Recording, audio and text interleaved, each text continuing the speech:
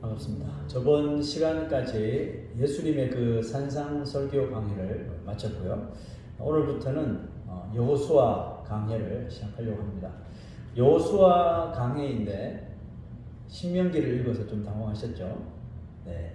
제가 왜 신명기를 읽었을까요? 그것은 여호수아가 어떻게 이스라엘의 지도자가 되었는지를 먼저 살펴보기 위함입니다. 여호수아의 아버지는 눈이라는 사람이죠. 그래서 눈의 아들 여호수아 이렇게 말합니다. 여호수아의 지파가 어딘지 아시나요? 여호수아의 지파는 이 에브라임 지파였습니다. 흔히 요셉 지파라고도 하죠. 그의 이름이 여호수아라는 이름이 그대로 성경이 될 정도라면 그의 삶에 얼마나 강력한 임팩트가 있었는지 우리가 가늠해 볼 수 있겠죠. 여호수아의 이름이 성경에 거론되기 시작한 것은 출애굽기에 나오는 그 아말렉과의 전쟁 때였는데요. 그림을 한번 보시면 모세가 팔을 들면 이스라엘이 이기고 팔을 내리면 아말렉이 이기는 상황이 전개됐죠. 그래서 모세의 팔이 내려오지 않도록 결국 이기기 위해서 아론과 훌이 양쪽에서 팔을 듭니다. 이들이 두 팔을 붙들었을 때 산 아래의 상황은 이랬는데요. 자, 성경은 이렇게 말합니다. 여호수아가 칼날로 아말렉과 그 백성을 쳐서 무찌르니라. 이처럼 여호수아는 전쟁을 두려워하지 않는 아주 용맹한 사람이었습니다. 너무너무 신실한 이 여호수아를 눈여겨보았던 모세가 자신의 수종으로 택하죠. 여호수아는 단지 근데 전쟁만 잘하는 군인이 아니었어요. 아주 모세 못지않게 하나님을 정말 신실하게 또 진지하게 믿는 섬기는 사람이었습니다. 출애굽기 33장으로 한번 가보죠. 시작. 사람이 자기의 친구와 이야기함 같이 여호와께서는 모세와 대면하여 말씀하시며 모세는 진으로 돌아오나 눈의 아들 젊은 수종자 여호수아는 회막을 떠나지 아니하니라. 자, 이 말씀처럼 여호수아가 이 모세가 떠난 회막을 끝까지 지켰다고 말하죠. 그 이유가 뭘까요? 그 이유는 자신도 모세처럼 하나님과 대면하는 것 너무 원했던 거예요. 하나님과 대면하여 이 말씀 듣기를 이 여호수아도 간절히 원했기 때문에 모세가 떠남에도 불구하고 여호수아는 그 자리에 남아서 계속 하나님과 대면하기 원했다는 거죠. 그림을 한번 표현하면 이런 모습이겠죠. 자, 이런 여호수아의 모습을 모세가 당연히 보았겠죠. 하나님도 보셨고요. 그래서 여호수아의 간절함이 얼마나 기특했을까 이런 생각도 들었습니다. 내가 사람 하나 잘 선택했네 이런 생각을 했을 것 같아요. 그의 행동은 모세를 질투해서가 아니라 모세처럼 하나님의 영광을 사모했기 때문입니다. 여러분 우리의 신앙도 이와 같아야 되죠. 우리의 신앙도 여호수아처럼 누가 보든지 누가 보지 않든지 언제나 좀 간절히 주님을 사모할 수 있는 그 신앙을 가져야 돼요. 그죠? 어디에서나 하나님을 찾고 부르짖고 하나님과 대면하기를 원하는 그렇게 주님을 사모할 때 우리는 우리의 신앙은 더 진지해질 수 있죠. 진지해지고 또 절실해지고 또 페이스북 신실해질 수 있는 것입니다. 여호수아가 모세에 이어 이스라엘의 지도자가 되기 전에 가장 큰 임팩트를 남긴 사건이 있었다면 뭘까요? 저는 그가 12명의 정탐꾼에 발탁되어서 가나안 땅에 정탐하러 들어갔을 때라고 보는데요. 자, 정탐을 마치고 12명의 정탐꾼이 와서 보고를 하죠. 이 12명의 정탐꾼 중 오직 갈렙과 여호수아는 아주 포지티브한 아주 긍정적인 보고를 했지만 나머지 10명의 정탐꾼들은 부정적이고 또 절망적인 보고를 합니다. 이 10명의 정탐꾼들의 보고를 들은 백성들은 이 갈렙과 여호수아의 그 아주 긍정적인 보고를 오히려 외면해 버리죠. 외면하고 가나안 땅에 들어가지 않기로 그냥 결정해 버린 거예요.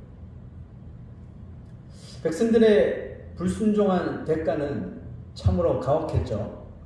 정탐한 40일 중 하루를 1년으로 이렇게 환산해서 무려 40년 동안 너희들은 가나안 땅에 들어갈 수 없다라고 말씀하셨어요. 그동안 뭘 해요? 광야를 계속 빙빙빙 배회하면서 방어하게 되는 그런 벌을 받습니다. 거기다가 더 절망적인 것은 20세 이상은 아무도 가나안 땅에 들어가지 못하고 광야에서 죽을 것이라고 말했습니다. 정말 절망적이죠. 근데 exception이 있죠. 오직 갈렙과 여호수아는 그 대상에서 제외를 시켜주었어요. 20세가 훨씬 넘었지만 들어갈 수 있다라고 말씀하셨어요. 자, 이 엄청난 특혜를 이 두 사람이 받았는데요. 이 두 사람이 받을 수 있었던 이유를 뽑으라면 여러분 무엇으로 여러분 뽑을 겁니까? 왜 갈렙과 여호수아는 제외되었을까요? 저는 이렇게 봅니다. 그들이 군중들의 대세보다 하나님의 약속을 믿었기 때문에, 하나님의 약속을 끝까지 신뢰했기 때문이라고 믿습니다. 가나안 땅 40일 정탐 후에 12명이 했던 보고는 사실이었죠. 그곳은 정말 젖과 꿀이 흐르는 땅이고 포도 한 송이가 저만했고요. 그 땅에 사는 아낙 자손들은 아주 기구장대해서 비교해보니, 자신들과 비교해보니 자기는 진짜 그레스하퍼처럼 메뚜기처럼 보이는 게 사실이에요. 여기까지는 12명의 정탐꾼들이 했던 보고가 다 공통적으로 같은 사실이에요. 그런데 어디서 차이를 내죠? 마지막 컨클루전, 결론 부분에서 10명과 2명의 보고가 극명하게 나눠지죠. 10명의 정탐꾼들의 결론은 뭐였죠? 거기에 들어가면 안 된다고 했죠. 여러분, 이것은 진실이었나요? 이것은 진실이 아니죠. 왜 그렇죠? 하나님이 가나안 땅이 어떤지 그걸 전혀 모르고 들여보내실까요? 하나님이 가나안 땅을 그들보다 모르실까요? 더 잘 알죠. 하나님도 다 알고 계시면서 가나안 땅에 들어가라고 하신 거거든요. 그런데 그 자신들 마음대로 그냥 판단하고 이래서 안 돼라고 결론을 내버린 거예요. 그렇다면 갈렙과 여호수아의 결론은 뭐였죠? 그들이 아무리 강해도 저들은 우리의 밥이다 이렇게 말했어요. 세 번역에는 우리의 먹이다 이렇게 표현했어요. 무슨 뜻입니까? 아무것도 아니라는 거죠. 그냥 먹으면 되는 거죠. 하나님이 우리에게 주신 땅이니 우리가 들어가기만 하면 오히려 그들은 우리의 이제 먹이처럼 덩치만 큰 메뚜기다. 우리가 메뚜기가 아니라 저들이 메뚜기다. 우리가 들어가면 다 우리께 된다. 이런 모습, 결론이었죠. 그런데 더 놀라운 사실은 광야 40년이 지났음에도 이 두 사람의 생각이 전혀 변하지 않았다는 거죠. 저는 이것이 바로 하나님의 약속에 부합된 믿음이라고 믿습니다. 하나님의 약속에 의거한 믿음. 이게 진짜 믿음이죠. 그래서 믿음이라고 하는 것은 여러분 변하지 않는 거거든요. 세월이 지나고 삶이 변하고 문화가 달라지면 슬며시 변질되고 달라지는 것은 믿음이 아니에요. 여러분이 처음 예수를 믿을 때 가졌던 그 순수한 믿음하고 여러분 지금 가지고 있는 믿음의 한번 차이를 보세요. 행동 면에서 어떻게 좀 달라졌죠. 그 본질이 달라지나요? 본질은 전혀 달라지지 않잖아요. 우리가 예수를 믿고 구원받은 그 믿음은 변화되지 않습니다. 근데 그게 약속이잖아요. 예수를 믿으면 구원받는다는 사실. 그 약속 하나 때문에 우리가 지금까지 가는 거 아니에요? 그 믿음은 변화될 수 없는 거예요. 아무리 화성에 마르스에 우리가 사람들이 갈 수 있고 달에 가고 아무리 그래도요. 믿음은 변화될 수가 없어요. 예수를 믿어야 구원받고 천국에 가는 이 믿음, 그 약속은 변화되지 않습니다. 적어도 우리가 믿고 있는 하나님은 수천 년이 지났음에도 과학 문명이 초고도로 발전하였음에도 하나님이 변하셨나요? 전혀 변하지 않았잖아요. 당연히 하나님의 그 말씀도 그때나 지금이나 또 미래나 여러분 점 하나 글자 하나 바뀌지 않고 동일할 거란 말이죠. 우리는 지금 그 당시 여호수아와 갈렙이 흔들리는 그 대세에도 흔들리지 않고 정말 뚝심 있게 지키는 믿음, 즉 하나님의 약속만을 신실하게 의지하는 그 믿음을 우리 모두가 가지고 있기를 정말 소망합니다.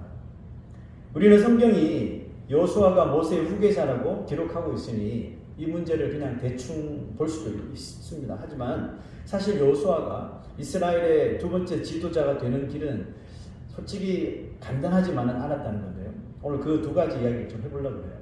자, 첫 번째는 위에서도 거론했지만 갈렙이라고 하는 아주 출중한 사람이 있었어요. 모세는 왜 갈렙보다 여호수아를 더 지도자로 삼았던 걸까요? 한번 생각해 보신 적 있어요? 성경만 읽어보면 갈렙, 여호수아 똑같거든요. 아니, 갈렙이 더 앞설 수 있어요.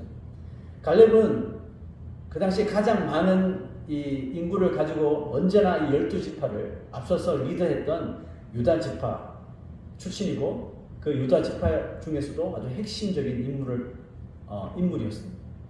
거기다가 여호수아와 함께 산전수전 다 겪으며 경험 많은 리더였습니다. 아마 백성들 중에는 모세의 후계자는 아마 유다 지파에서 나와야 한다고 믿었을지도 모릅니다. 그리고 유다 지파에서 나와야 한다면 당연히 갈렙뿐이라고 믿었을 정도로 갈렙은 정말 탁월했습니다. 성경은 왜 갈렙이 아닌 여호수아가 지도자가 되었는지에 대한 구체적인 설명을 하지 않지만 아마 이 두 사람이 가지고 있었던 성향과 어떤 자질의 차이라고 볼 수 있는데요. 이렇게 설명할 수 있겠죠. 갈렙은 여호수아 못지않게 아니 더 강한 정말 믿음의 사람이 맞습니다. 하지만 갈렙은 여호수아에 비해서 너무나도 강한 캐릭터를 가진 사람입니다. 가나안 땅을 정탐한 후 보고를 할 때 맨 앞장서서 들어가자, 저도 우리의 밥이다, 겁먹지 마, 가장 앞장서서 강력하게 부르짖은 사람도요 여호수아가 아니라 갈렙이었어요. 자 보세요, 민수기 13장 30절. 갈렙이 모세 앞에서 백성들을 조용하게 하고 이르되 우리가 곧 올라가서 그 땅을 취하자, 능히 이기리라. 이렇게 뭐하러 두려워하냐, 겁쟁이들아, 우리를 좀. 이와 같은 그의 다혈질적인 성격 탓인지 갈렙은 지도자보다는 오히려 이런 군대의 장군, 군대의 리더가 더 어울리는 사람인 것 같아요. 어쩌면 모세가 이 갈렙과 여호수아 중에 누구를 후계자로 택해할지 고민을 했을 것이라고 저는 생각이 되는데요. 하지만 하나님은 그냥 여호수아를 후계자로 선택하셔버렸죠. 그렇기 때문에 모세도 여호수아를 수종자로 세워서 훈련을 시켰습니다. 갈렙은 유다 지파의 지도자로 세웠고요. 갈렙이 정말 본받을 만한 신앙인인 것은 여호수아가 모세 후계자로 선정이 되죠. 선정이 되어 이스라엘을 이끌 때 이 갈렙이 질투했다는 이야기가 없어요. 질투하거나 반발하지 않았습니다. 그죠? 모세의 결정을 하나님의 뜻으로 확신하며 오히려 예전보다 더 적극적으로 여호수아를 지지하고 또 여호수아의 말이 하나님의 말인 것처럼 순종했습니다. 이렇게 여호수아는 모세를 통해 장차 이스라엘을 이끌 차세대 리더로 준비되어 있었고, 갈렙은요 마치 다윗의 절친 요나단처럼 여호수아 곁에서 그리고 뒤에서 적극적으로 돕고 후원하며 이스라엘을 이끌었어요. 생각해 보세요. 유다 지파가 숫자가 제일 많죠. 엄청난 강한 지파잖아요. 갈렙이 조금만 딴 마음 품으면요, 반발할 수 있습니다. 유다 지파 일어나면요 다른 지파가 다 흔들릴 수 있거든요. 그런데 갈렙은 그렇게 하지 않았어요. 자기 지파 사람들을 선동해서 여호수아를 대적하지 않았습니다. 오히려 더 잘 추스려서 이스라엘을 잘 다스릴 수 있도록 협력했습니다. 여러분, 그 교회 공동체에도 갈렙과 요나단 같은 인물이 정말 필요하거든요. 여호수아도 필요하고 모세도 필요하지만 갈렙과 요나단 같은 사람이 더 있어야 된다고 생각해요. 주를 위해 정말 기쁘게 헌신하되 겸손히 자신을 낮추고, 능력이 있는데 그 능력을 감추는 거예요. 지혜가 있는데 그 지혜를 감추고 겸손히, 그래서 나보다도 더 남을 낮게 여길 수 있는 그런 믿음을 가진 그런 성도들이 많아질 때 교회는 어떻게 될까요? 건강해지겠죠. 교회는 건강해지며 정말 바르게 성장할 수가 있습니다. 고린도 교회가 은사들이 참 많은 교회였음에도 불구하고 늘 시끄럽고 다툼이 일어났죠. 이유가 뭐예요? 남의 은사를 인정해 주지 않는 거죠. 자신이 가진 것을 가장 귀하게 여긴 까닭으로 정말 믿음 좋은 사람이 많은 교회였음에도 불구하고 계속해서 분쟁이 일어나고 갈라지고 나가고 막 싸우고 난리 났었죠. 갈렙은 어쩌면 여호수아보다 더 리더십도 있고 사람들로 하여금 지도자가 될 인물이라고 추앙받았을지 모릅니다. 그죠? 하지만 그는 하나님과 모세가 선택한 여호수아에게 순종하면서 자신을 낮추었습니다. 이스라엘 공동체가 모세가 떠난 이후에도 승승장구할 수 있었던 것은 여호수아의 리더십뿐만 아니라 갈렙의 겸손한 섬김이 바탕이 되었음을 그래서 우리가 부정할 수 없는 거죠. 자, 갈렙을 보았고요. 두 번째, 여호수아가 이스라엘의 지도자가 되기 위해서 가장 큰 걸림돌은 다름 아닌 모세였을 수도 있다는 것입니다. 모세는 누구보다 가나안 땅에 들어갈 최적임자였죠. 또 그 일을 위해서 하나님이 세우신 지도자잖아요. 무려 80년을 연단시켜서 그 일을 맞도록 시킨 거 아니에요. 이스라엘 백성들 중에 모세가 가나안에 들어갈지 못할 것이라고 생각하는 사람이 있었을까요? 단 한 사람도 없었겠죠. 뭐 상상조차 안 했을 거예요. 모세가 없는 가나안 땅? 상상하기도 싫은 거죠. 하지만 모세는 하나님 명령에 온전히 순종하지 못하는 행동을 하죠. 우리빠 물 사건에서 반석을 가리켜라 하는데 반석을 땡땡 두 번 내리치는 바람에 가나안 땅에 들어갈 수 없다는, 어떻게 생각하면 조금 억울한, 그 두 번 쳤다고 가나안 땅에 못 들어가게 했어요. 억울하죠.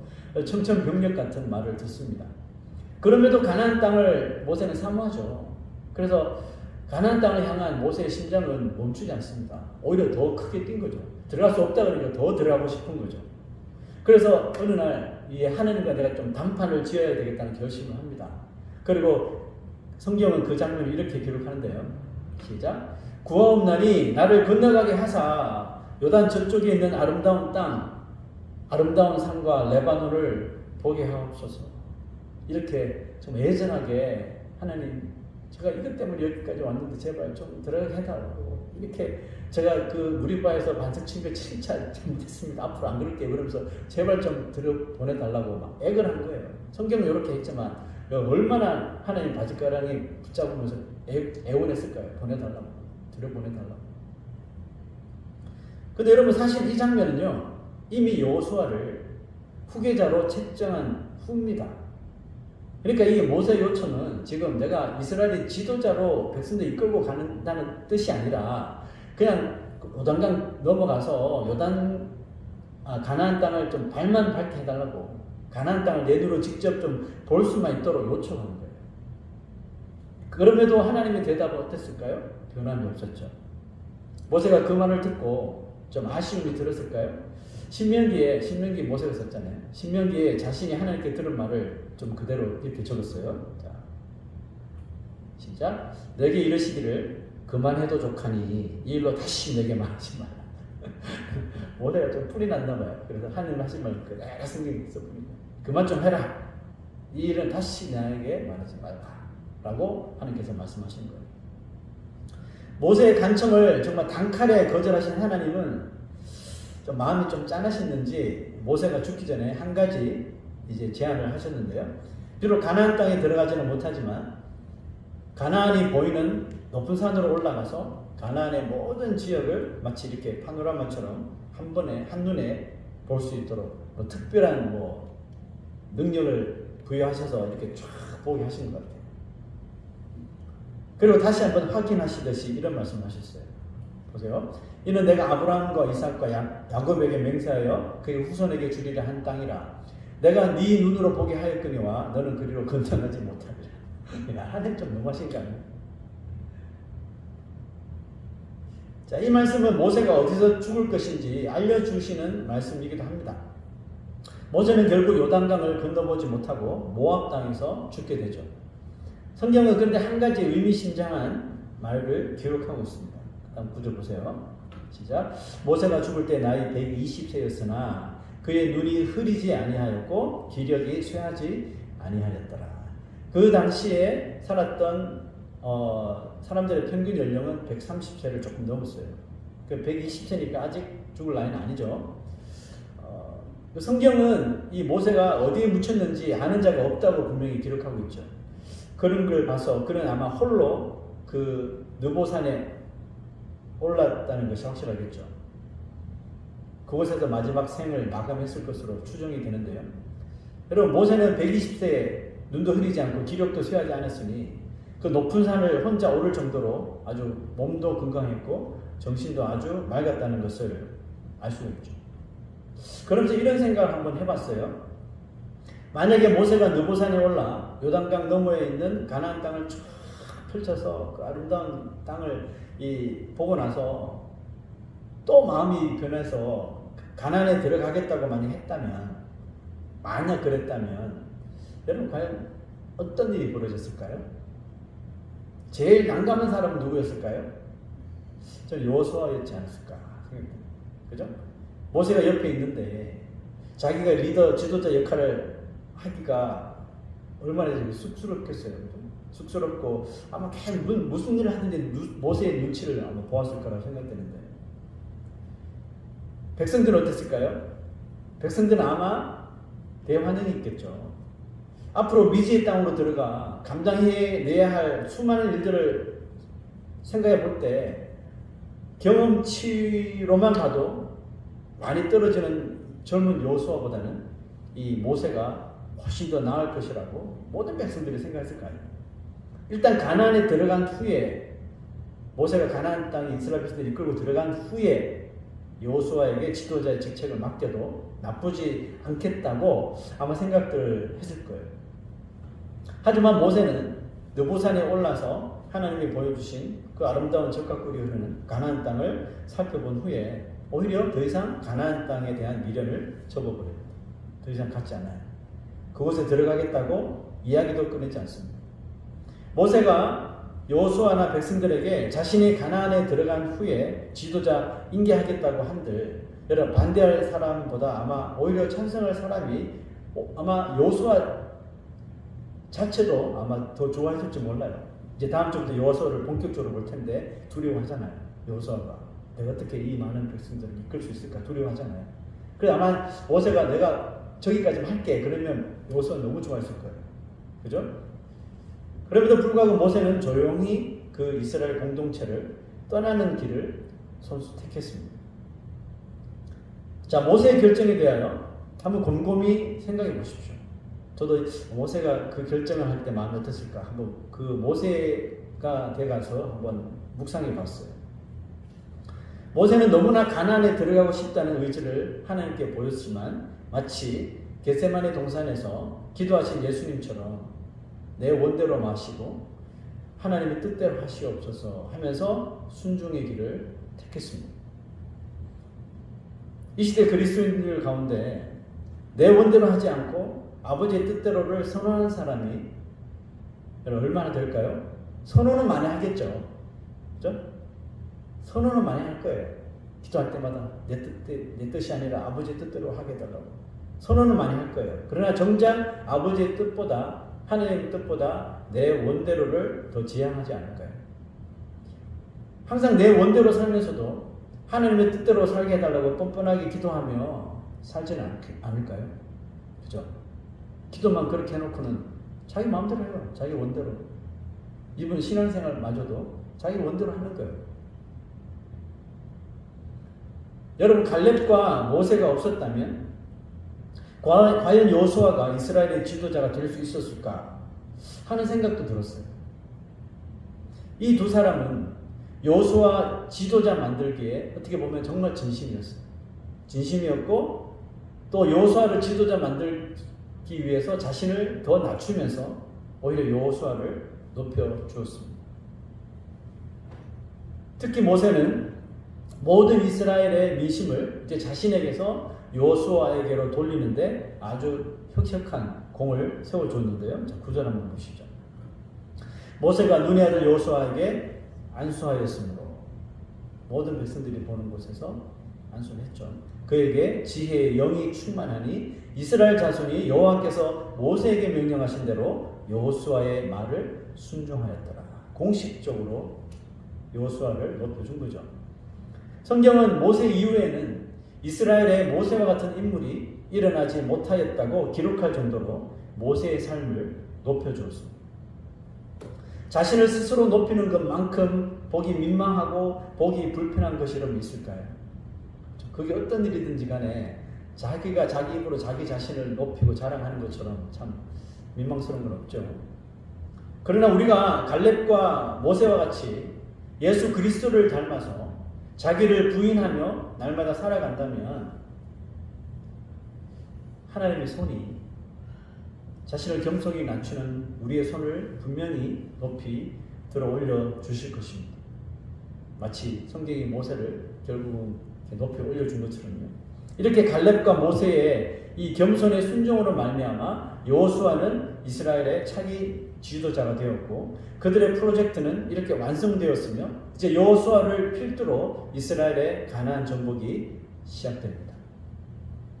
한 사람을 세우는 일은 참 귀한 일이며 만약 여러 사람이 한 사람을 세우기 위해 정말 희생하고 또 겸손히 낮아진다면 여러분 그 공동체는 정말 건강하며 하나님의 쓰임을 받을 것입니다. 근데 여러분 그 한 사람이 만약에 7 귀신 들려 고통받았던 막달라 마리아 같은 사람이라도 우리가 외면하거나 내치기보다 오히려 더 불쌍히 여기는 예수님의 마음을 닮아서 그를 정말 온 마음으로 섬겨줄 때 무슨 일이 벌어질까요? 훗날 이 막달라 마리아가 예수님의 제자가 되어서 얼마나 헌신하고 또 희생했는지 우리가 그 결론을 잘 알고 있지 않습니까?